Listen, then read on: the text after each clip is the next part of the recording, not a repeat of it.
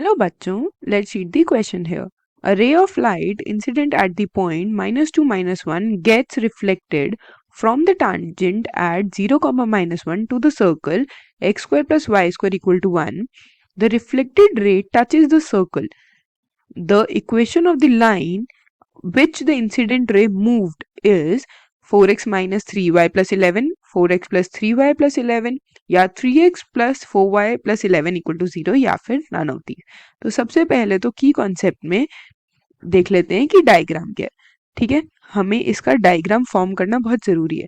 हमें इक्वेशन क्या दे रखी है सर्कल की x square plus Y square equal to 1।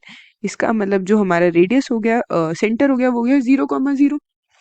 Correct. तो ये जरा बना लेते हैं हम हमारा डायग्राम। ये हो गया मेरा सर्कल,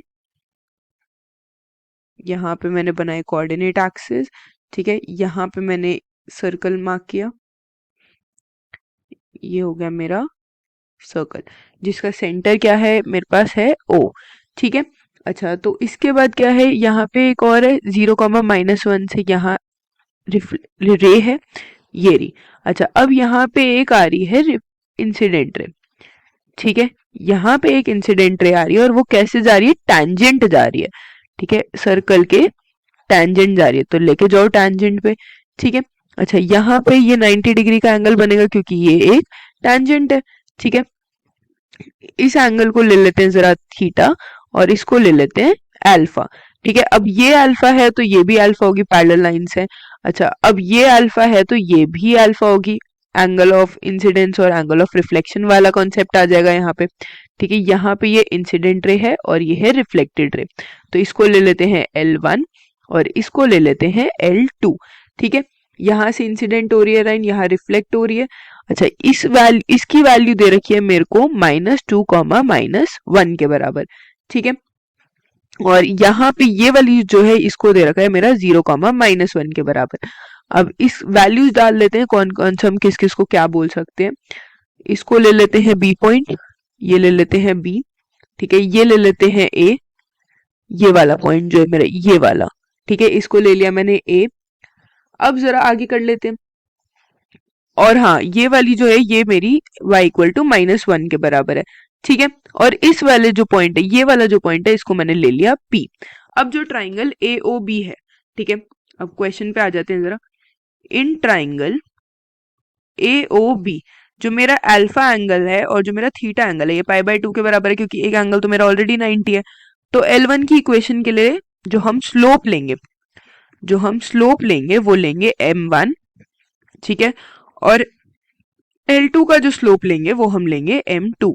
ठीक है, तो L1 की इक्वेशन जो है वो क्या हो जाएगी मेरी y+1 equal to m1 x+2 के बराबर, बिल्कुल। और जो मेरी L2 की इक्वेशन हो जाएगी वो क्या हो जाएगी मेरे पास y+1 equal to m2 x+2, जो कि क्या है मेरी टैंजेंट है, टैंजेंट टू द सर्कल है। ये तो मेरे को क्वेश्चन में ही दे रखा है क्योंकि जो मेरी रिफ्लेक्टेड रे है वो टैंजेंट है सर्कल के लिए। तो इसका मतलब अब इसकी इक्वेशन क्या हो गई मेरे पास, y equal to m2x plus 2m2 -1, tangent के लिए जो इक्वेशन सर्कल के लिए बनी है।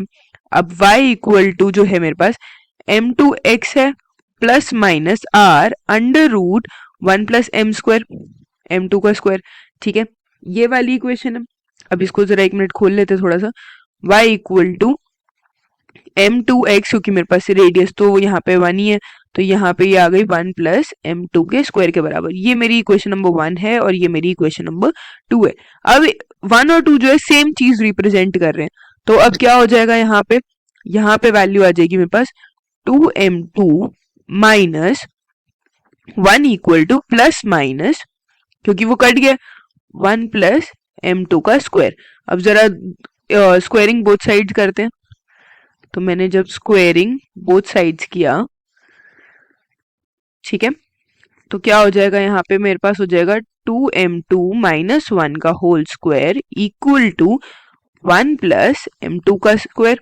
ठीक है, यहाँ पे क्या आ जाएगा 4m2 plus 1 minus 4m2 equal to 1 plus m2 का स्क्वायर। ये 1 से 1 कैंसिल हो गया और ये मेरा किसके बराबर आ गया, ये आ गया मेरा 3m2 स्क्वायर माइनस 4m2 के बराबर। इक्वल टू 0, m2 मैंने ले लिया कॉमन, तो ये आ गया मेरा 3m2 माइनस 4 के बराबर। अब यहाँ से मेरे पास m2 की दो वैल्यूज आ जाएंगी, m2 इक्वल टू 0 और m2 इक्वल टू 4/3। ठीक है, तो स्लोप का मैग्नीट्यूड तो सेम होगा, ये मैंने किससे निकाली है, L2 से। अब जो है स्लोप का मैग्नीट्यूड तो सेम है, लेकिन फॉर L1, ठीक है, जो मेरे पास L1 की स्लोप आ जाएगी वो आ जाएगी -4/3, क्योंकि साइन चेंज हो जाएंगे। सो इक्वेशन ऑफ L1 किसके बराबर आ जाएगा मेरा, y plus 1 equal to -4/3 x plus 2। इसको सॉल्व करो तो y plus 1 into 3 equal to -4x minus 8। इसको जरा अगर हम सॉल्व करेंगे तो क्या आ जाएगा मेरे पास, 4x plus 3y plus 11 equal to 0। और ये है हमारी फाइनल इक्वेशन ऑफ L1 जो हमारी इंसिडेंट रे थी। ठीक है, और ये हमारा फाइनल आंसर। अब ये कौन सा वाला ऑप्शन है, 4x प्लस 3y प्लस 11। ठीक है, तो ये हो गया मेरा option number B. I hope you guys understood. Thank you so much guys, best of luck.